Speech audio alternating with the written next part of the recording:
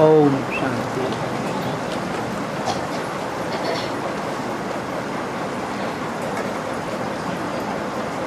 18 जून 1968 की वाणी चल रही थी। चौथे पेज पर बात चल रही थी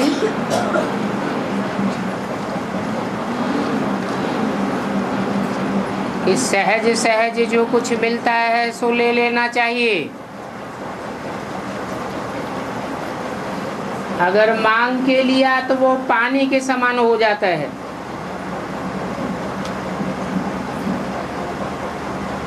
और खींच लिया सो खून बराबर। जोर जबरदस्ती करके कोई से ले लिया तो जैसे संकल्पों का खून हो जाता है।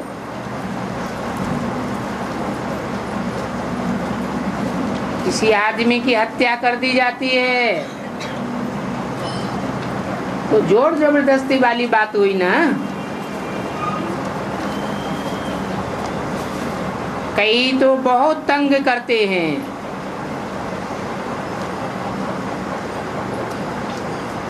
कर्जा उठाते हैं।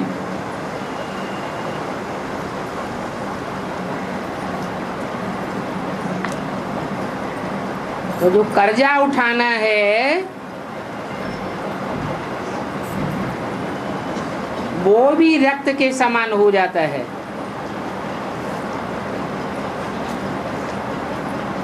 कोई से भी कर्जा लेने की ऐसी कोई दरकार ही नहीं है।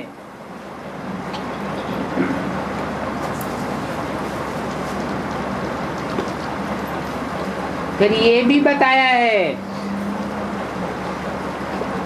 कि दान दे करके फिर अगर वापस लिया तो इस पर भी हरिश्चंद्र का मिसाल है।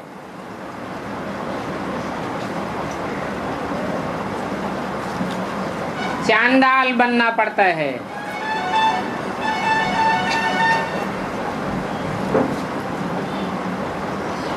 कभी भी दान दे करके वापस नहीं लेना चाहिए।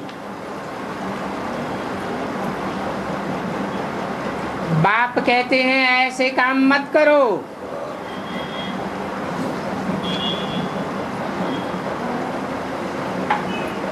हिस्सा रख दो जो तुमको काम में भी आवे।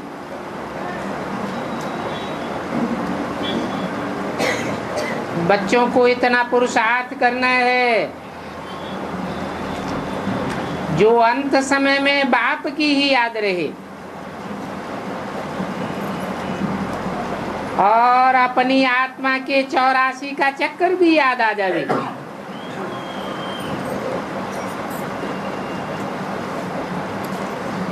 ऐसी स्टेज में प्राण निकलेंगे तो कल्याण हो जाएगा।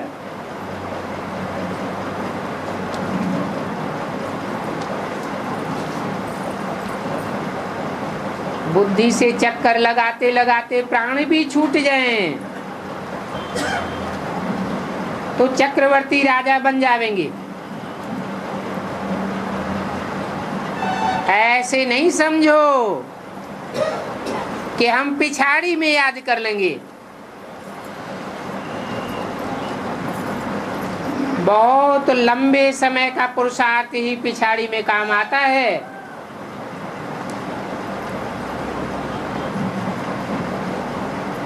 अंत समय में कुछ भी याद नहीं आवेगा।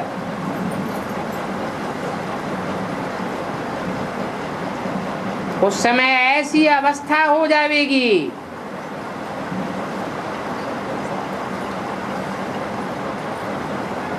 दुनियावी जो माहौल बिगड़ता जाता है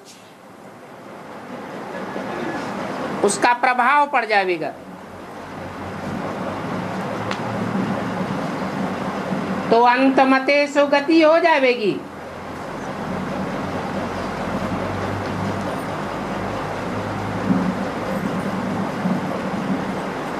अभी से पुरुषार्थ करते करते उस अवस्था को अंत तक ठीक बनाए लेना है। अभी से तीव्र पुरुषार्थ करते रहना है। ऐसा न हो जो पिछाड़ी में वृत्ति कहीं और जगह अटक जावे।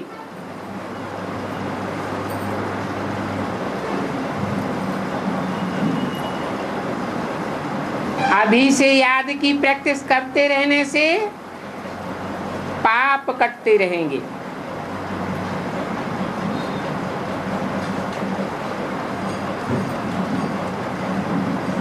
पवित्रता की स्टेज बनाने में मेहनत है, पढ़ाई में इतनी मेहनत नहीं है।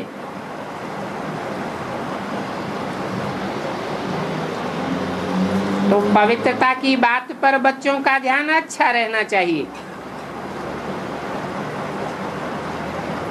तब ही बाबा कहते हैं रोज अपने से पूछो हमने कोई बेकायदे काम तो नहीं किया।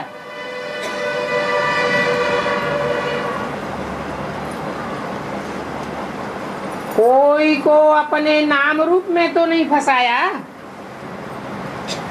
अथवा कोई के नाम रूप में खुद तो नहीं फंस मरे। कोई को देख करके लड्डू तो नहीं बन जाते हैं।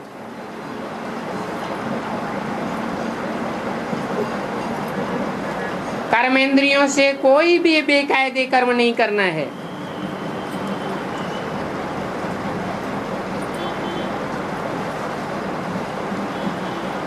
इन बातों में सबसे कम मेहनत है कुमारियों को।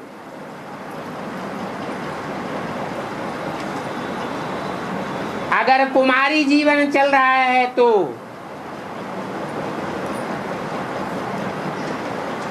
क्योंकि कुमारियों के जीवन में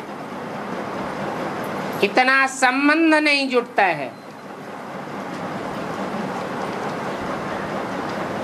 शादी के बाद तो बहुत ही संबंध के बंधन बढ़ जाते हैं।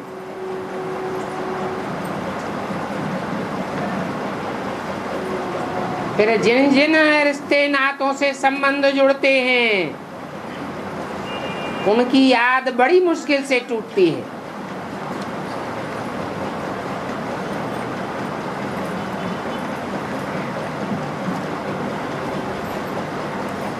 विकार में गिरते गए तो बेड़ा ही गर्क हो जाता है।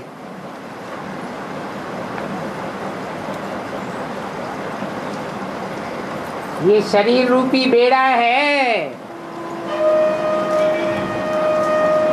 आत्मा गड्ढे में जाती है तो शरीर भी जैसे गड्ढे में चला जाता है। फिर बाहर निकलना बड़ा मुश्किल है।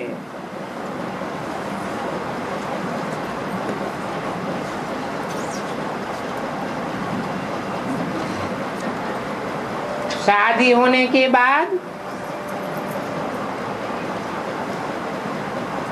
कुमारियों के लिए भी पति ही सब कुछ हो जाता है।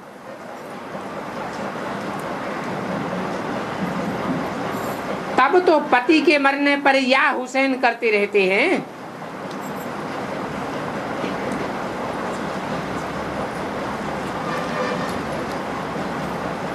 तुम लोग कह सकती हो कि हमारी सगाई अथवा शादी तो शिव बाबा के साथ हुई है।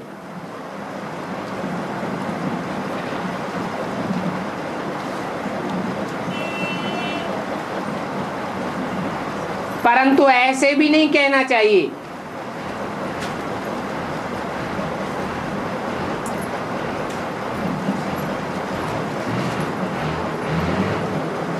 क्योंकि दुनिया जानती है हम शिव बाबा को बाबा कहते हैं, तो उल्टा समझने लग पड़ेंगे। कहेंगे जब तुम्हारा बाबा है तो फिर बाबा से सगाई की जाती है क्या? तुम्हारी बातों को तो कोई समझ नहीं सकेंगे।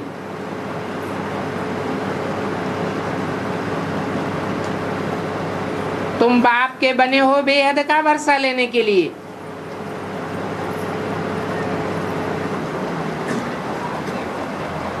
तो कहने लग पड़ेंगे कि शिव बाबा फिर उनसे सगाई काहे की। इसलिए हर एक अक्षर बहुत ही ज्ञान युक्त निकालना है।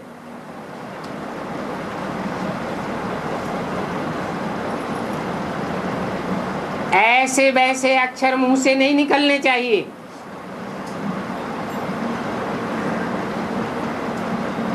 इसलिए हर एक बात बाप अच्छी रीति समझाते हैं।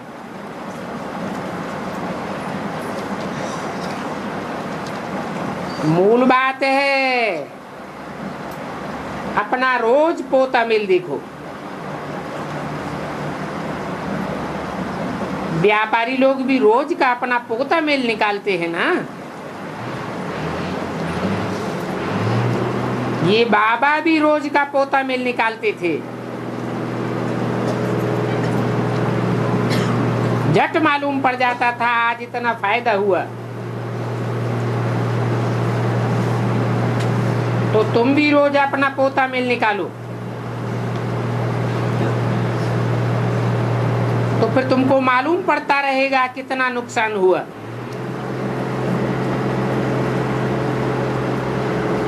फिर जिस काम से तुम्हारा नुकसान होता है वो काम तुम करेंगे ही नहीं। परंतु बच्चे पोता में लिखते लिखते थक जाते हैं, पोता मेल रखते ही नहीं। बाबा कहते हैं पोता मेल न रखने से फिर और ही जास्ती भूले करते रहेंगे। बहुत भूले करते हैं। पोता मेल रखते रहेंगे तो डर रहेगा।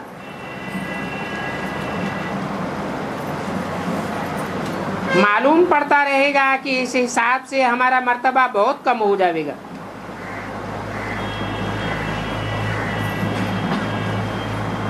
ब्राह्मण जीवन में पुरुषार्थ करते रहे, गलतियां भी करते रहे, मर्तबा नीचा होता रहा तो फायदा ही क्या,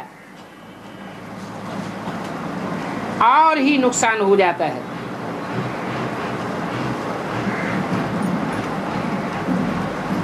और पोता मेल बाबा को तो सुनाई देवे हैं।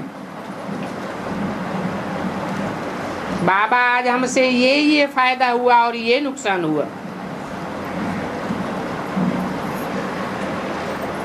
परंतु बाबा के सामने भी अगर झूठ बोलते रहेंगे तो और ही 100 गुना दंड पड़ जाएगा।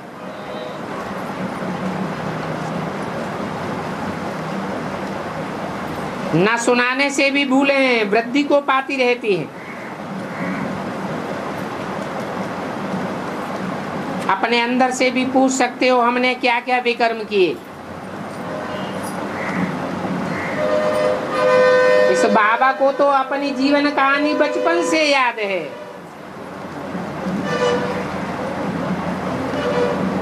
अभी तो बाबा ने हमको कितनी समझ दे दी है। तो कहते हैं कि सुनाने से बाप भी समझावेंगे ऐसे ऐसे होता है।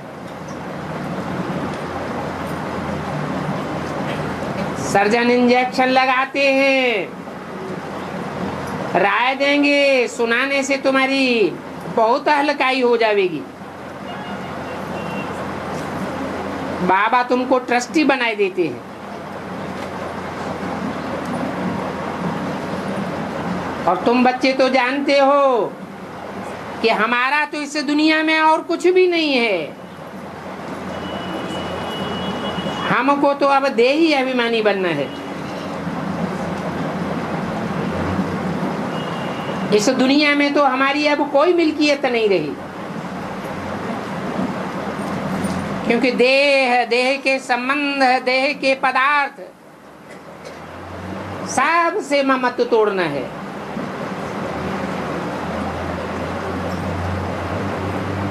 कोई में अगर प्यार हो जाता है तो वो भी जैसे कि मिल्कियत हो जाती है। वो सब बातें भी छोड़ देनी चाहिए।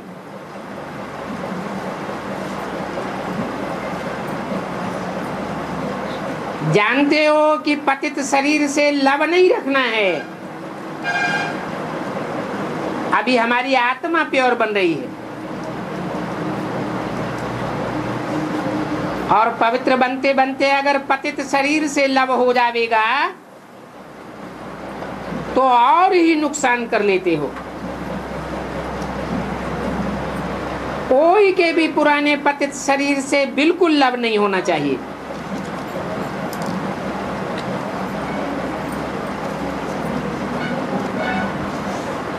वो भी देहभान बढ़ जाता है,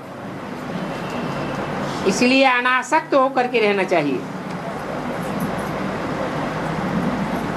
सच्चा प्यार तो एक से ही करना है,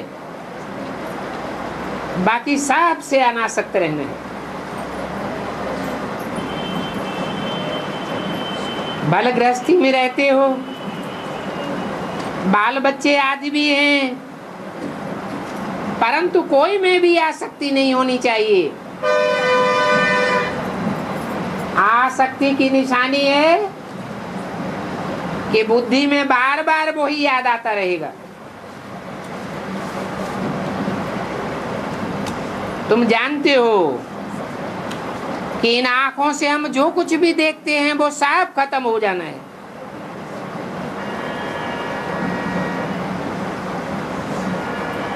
दुनिया ही विनाशी है,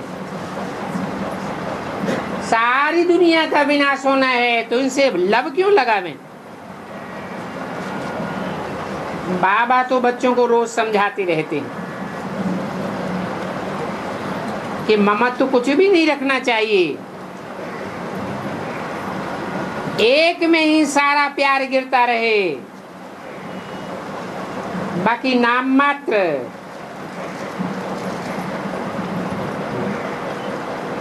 कार्य व्यवहार निभाना है। अच्छा, मीठी मीठी रूहानी बच्चों प्रति रूहानी बाप दादा का याद प्यार गुड मॉर्निंग। रूहानी बाप का रूहानी बच्चों को नमस्ते। ओम शांति।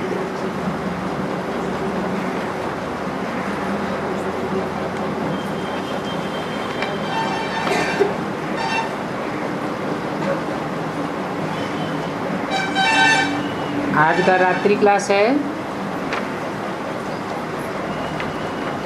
18 जून 1968।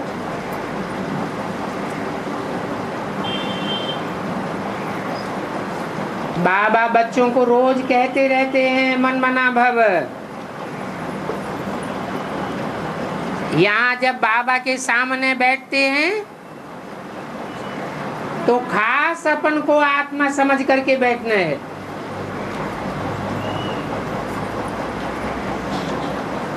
बच्चे फिर भी भूल जाते हैं, देहभान बना रहता है।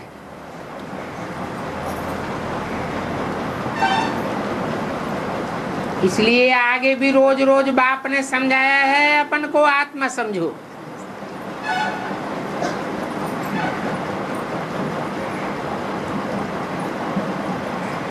तुम बच्चों के लिए अभी सिर्फ संगम युग में ही शिव भगवान वाच है। वो शिव परमात्मा ज्ञान का सागर है।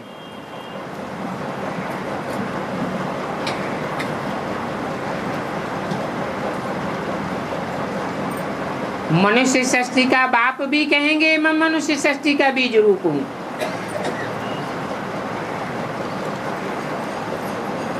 परंतु वह भी तब कहते हैं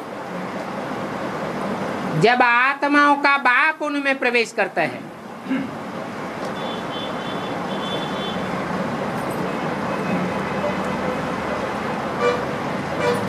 कहते हैं हमको इस रचना के आदि मध्य अंत का नॉलेज है, क्योंकि मैं मनुष्य सृष्टि का बीज रूप हूं। और तो कोई मनुष्य तुम्हारी इन बातों को नहीं समझेंगे।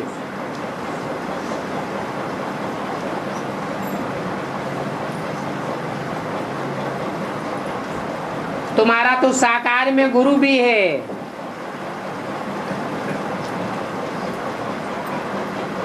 शिव बाबा को तो कोई गुरु नहीं है।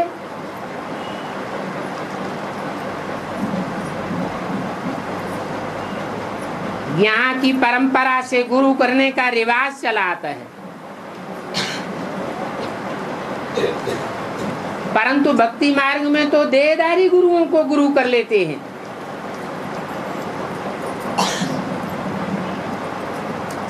सतयुग त्रेता में तो ये सब रस्म रिवाज चलता ही नहीं है, वहां गुरु होता ही नहीं। अभी तुम भी कहते हो हमने गुरु किया है। भक्ति मार्ग में मनुष्य गुरुओं को गुरु करने का रिवाज चलता है, तो उन्हें कोई मनुष्य को गुरु नहीं बनाया है।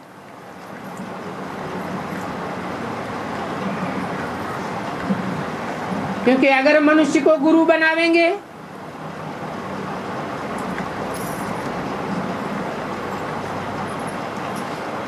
तो मनुष्य गुरुओं का तो मन चंचल होता है। तुम्हारे मन में भी चंचलता आती रहेगी। यहाँ तो हमारा गुरु भगवान है, जिसका मन अमन रहता है, कभी भी मन चंचल नहीं होता, सदैव स्वस्थिति में रहने वाला है। इसलिए कहते हैं अपन को स्वस्थिति में स्थित करो।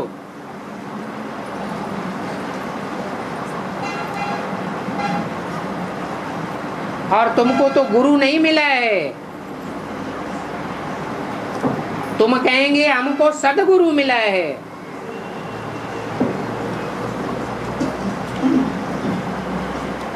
भक्ति मार्ग में तो सिर्फ कह देते हैं सदगुरु, परंतु सच्चा गुरु तो एक ही है। कहते भी हैं सच्चा सदगुरु शिव भगवान। सिख लोग खास कहते हैं एक सदगुरु अकाल मूर्त। तो जब एक ही सदगुरु है तो बाकी गुरु तो स्वतः ही सच्चे झूठे हो जाते हैं। वो अनेक गुरु हैं और ये एक सदगुरु है। सदगुरु का भी गायन भक्ति मार्ग में चलता है, परंतु सदगुरु की कोई को मिलता नहीं है। तुमको तो मिल जाता है।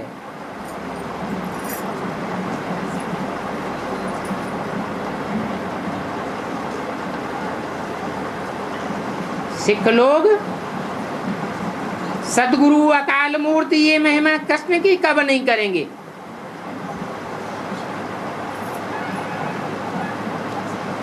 कृष्ण कोई सदगुरु नहीं है।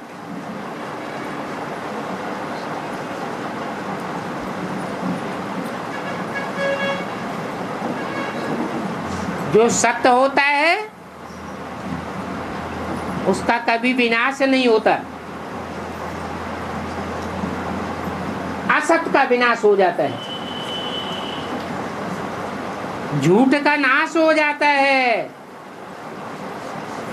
सच्चा तो सदैव ही स्थायी रहने वाला है।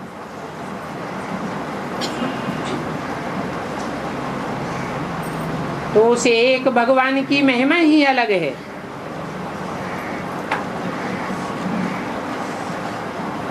उस सच्चे सदगुरु भगवान से ब्राह्मण ही वर्षा लेते हैं।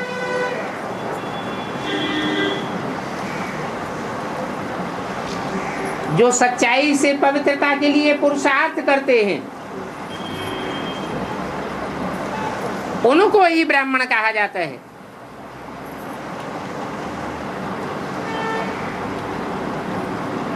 ऐसे ब्राह्मण देवता बनने का वर्षा लेते हैं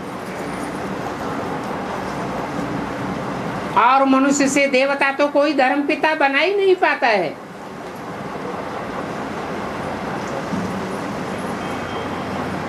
गैन भी है मानुष से देवता किए करतन लागी बार। एक सेकंड में ब्रह्मा मनुष्य को ब्रह्मा सो विष्णु देवता बनाए देते हैं।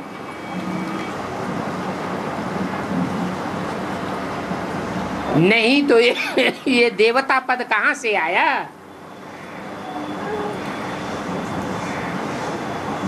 भगवान पढ़ाते हैं बच्चों को, जिससे इतना ऊंच पद मिलता है।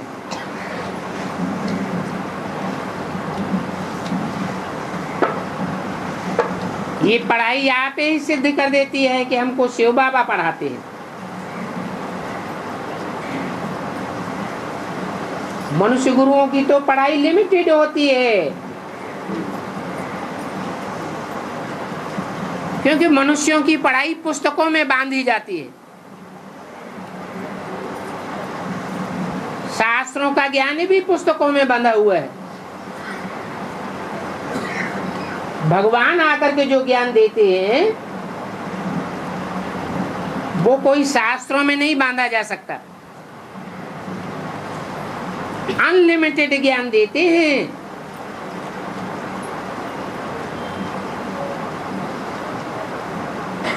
ये ज्ञान आप ही सिद्ध कर देता है अनलिमिटेड पढ़ाई को। तुम जानते हो शिव बाबा पतित पावन है, सदगति दाता भी है। मुख से एक्यूरेट अक्षर निकलना चाहिए।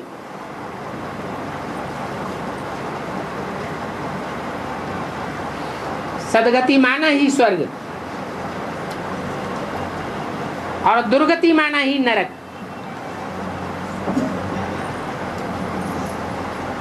तन की भी दुर्गति होती रहती है,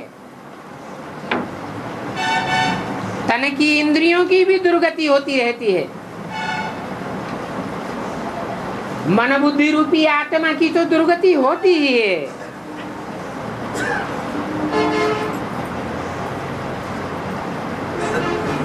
दुर्गति कहा ही जाता है नरक को। नर अर्थात मनुष्य। मनुष्य जो भी रचना रचता है, चाहे वो इब्राहिम बुद्ध क्राइस्ट ही महान मनुष्य क्यों न हो, वो रचना नरक ही बनाती है।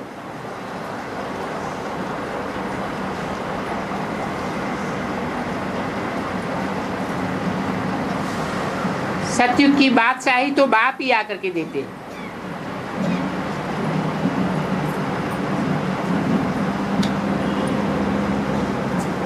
परंतु बाप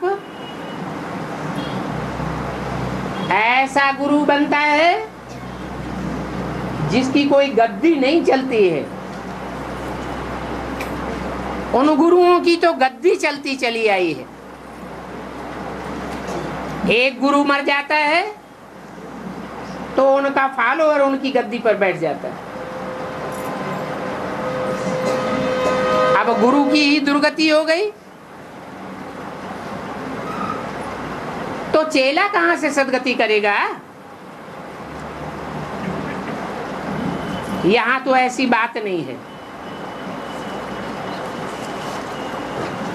यहां तो गुरु की कोई गद्दी ही नहीं है।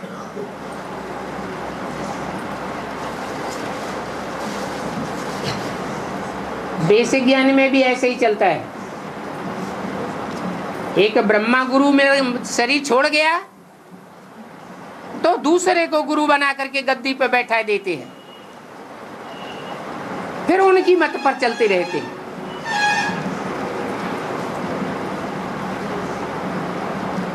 ऐसे मनुष्यों को गुरु बनाने वाले कोई पद नहीं पावेंगे।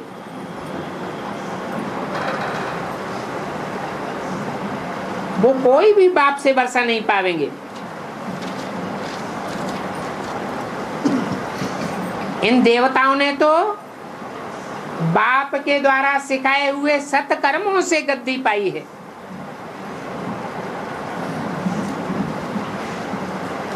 ऐसी गद्दी तो कोई मनुष्य मात्र दे ही नहीं सकता।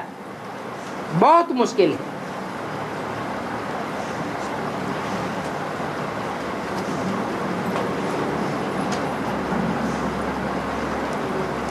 दुनिया में जो राजाएं होते हैं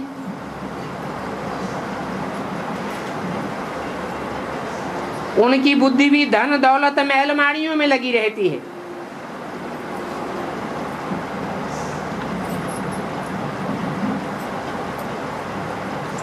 कश्मीर का राजा था, मरा तो आर्य समाजियों को अपना धन दे करके चला गया।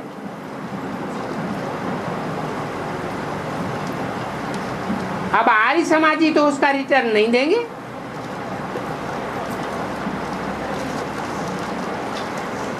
भगवान तो भक्ति मार्ग में भी अगले जन्म में रिटर्न देते आए हैं।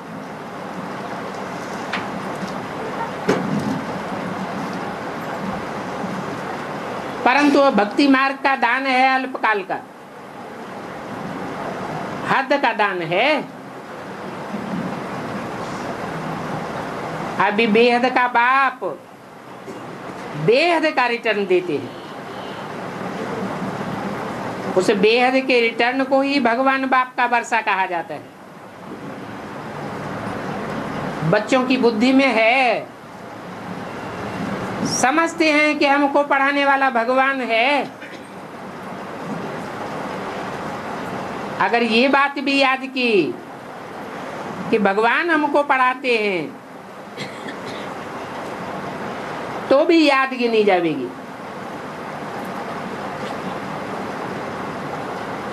इसको भी कहेंगे मनमना भव। हम भगवान के स्टूडेंट हैं, हमारी एम ऑब्जेक्ट है, हम नर से नारायण बनने के लिए आए हैं।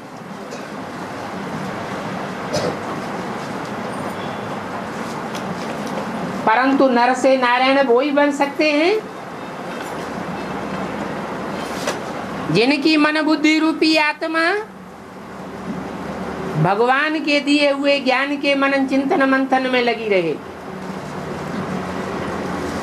तब ही नाम पड़ता है नारायण। अयन माने घर, नार माने ज्ञान जल। भगवान ने जो ज्ञान जल दिया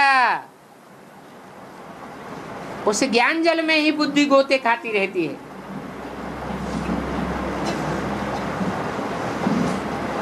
तो देखो, टीचर को भी याद करेंगे तो भी मन मना भव होता है।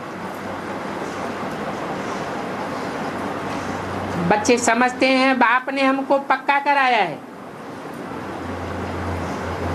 कि हम देह नहीं है, हम तो आत्मा हैं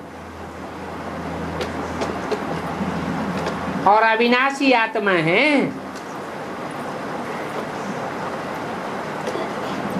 हम आत्मा का बाप परमात्मा है। हम आत्माएं नंबरवार पार्टधारी हैं और हमारा बाप परम पार्टधारी है। परम पार्टधारी माना ही परमात्मा, हीरो पार्टधारी।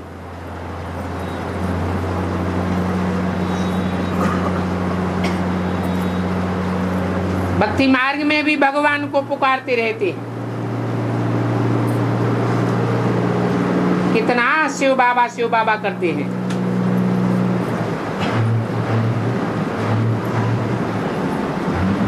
कहते हैं शिव काशी, फिर कहते हैं विश्वनाथ गंगा।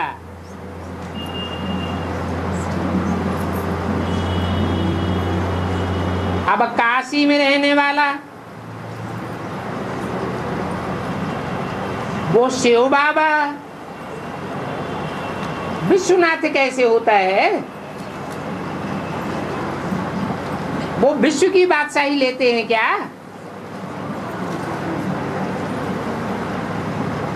वो तो विश्व की बादशाही देने वाला है। तो भक्तों ने गंगा अक्षर पिछाड़ी में लगा दिए है।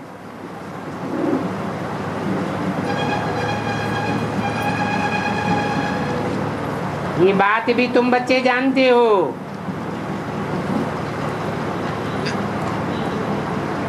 कि शिव बाबा और ये ज्ञान नदियां पारसनाथ बनाती हैं।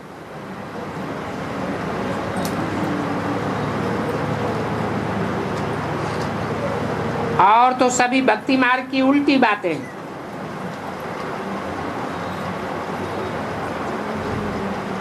वो साधु सन्यासी तो गंगा के कंठे पर जाकर बैठते हैं,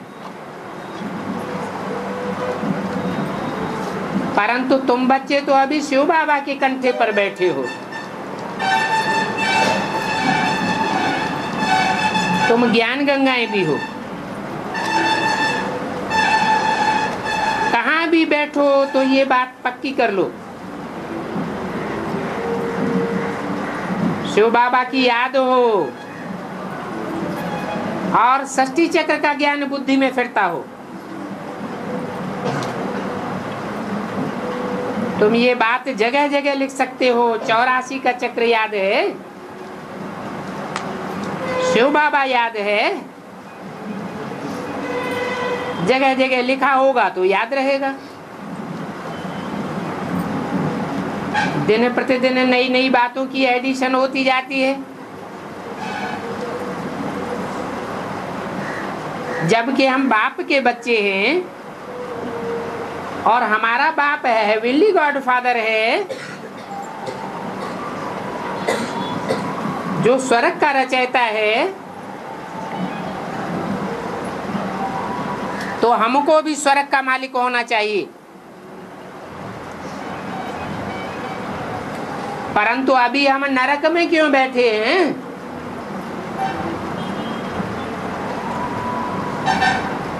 अरबपति का बच्चा हो और पैसे पैसे के लिए गलियों में मोहताज होता फिरता रहे तो कोई मानेगा ये साहूकार का बच्चा है?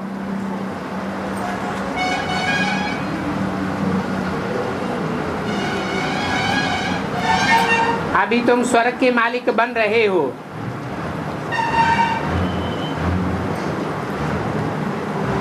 तो सभी एक बाप के बच्चे,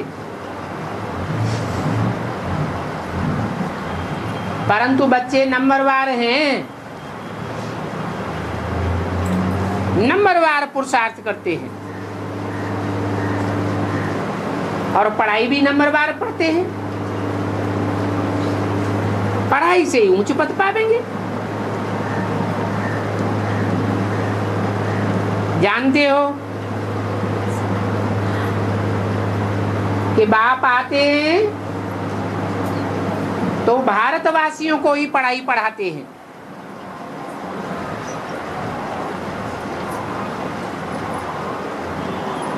कहाँ के वासी? भारतवासी। बुद्धि कहाँ रत रहती है? भा माने रोशनी। जिनकी बुद्धि ज्ञान की बातों में ही रमण करती रहती है वो सच्चे भारतवासी हैं। भारत की जीवन कहानी का उनको पता रहता है। भारत में गाते भी हैं सत्यनारायण की कथा।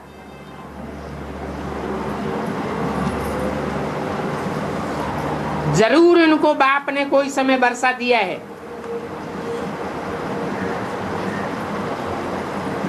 इसलिए हर वर्ष शिव जयंती मनाते हैं।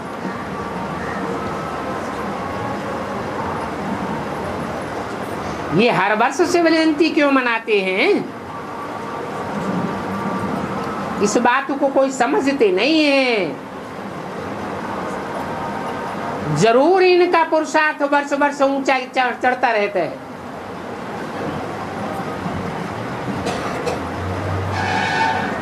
इनको आकर के शिव बाबा ने स्वर्ग का मालिक बनाया।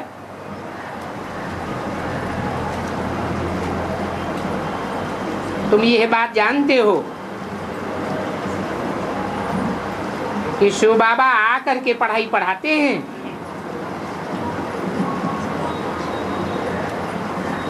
और तुम बच्चे पढ़ते हो।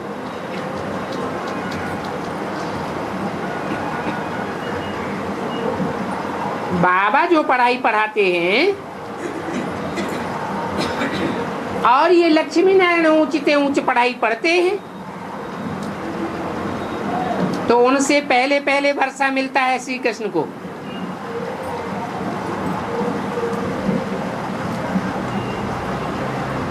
जो प्रिंस प्रिंसेस राजा रानी बनते हैं,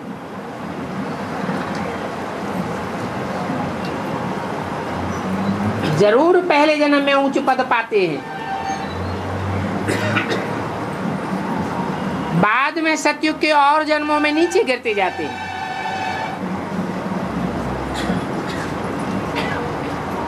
तो राजा भी बनते हैं और प्रजा भी बनती है।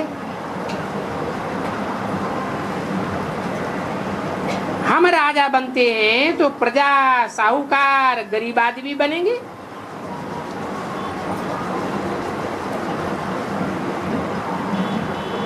ये बातें बाप बच्चों को समझाते हैं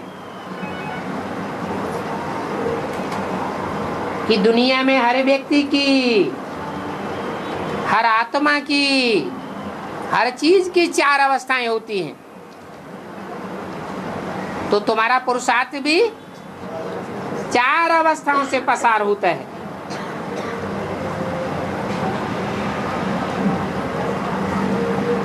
इसलिए इन बातों को याद करके फिर औरों को रास्ता बताओ।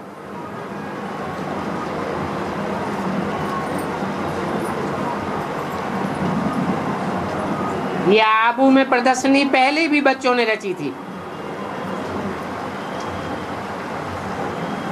जो अभी फिर रच रहे हैं औरों को रास्ता बताने के लिए।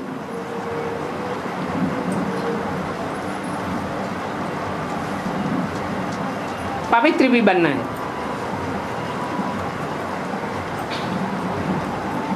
जब तुम पवित्र सतो प्रधान बन जावेंगे तो फिर 21 जन्म के लिए तुमको राजा ही मिल जाएगी। बाप कितना टेम्पटेशन देते हैं।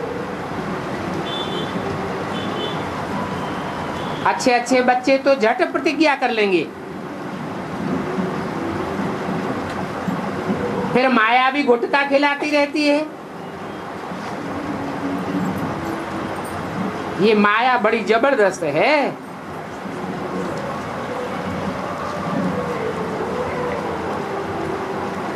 बच्चे बाप को भी पहचान जाते हैं तो फिर माया के रूप को भी पहचान जाते हैं।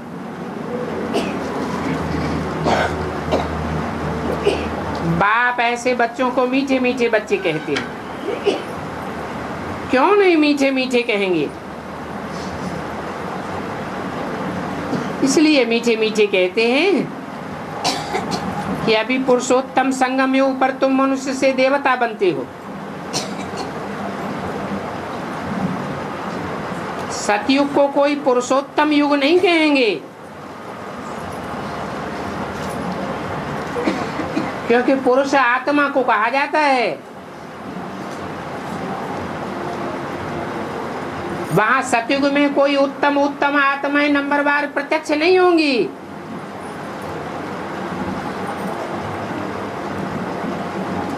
कल्याणकारी पुरुषोत्तम संगम युग तो अभी है।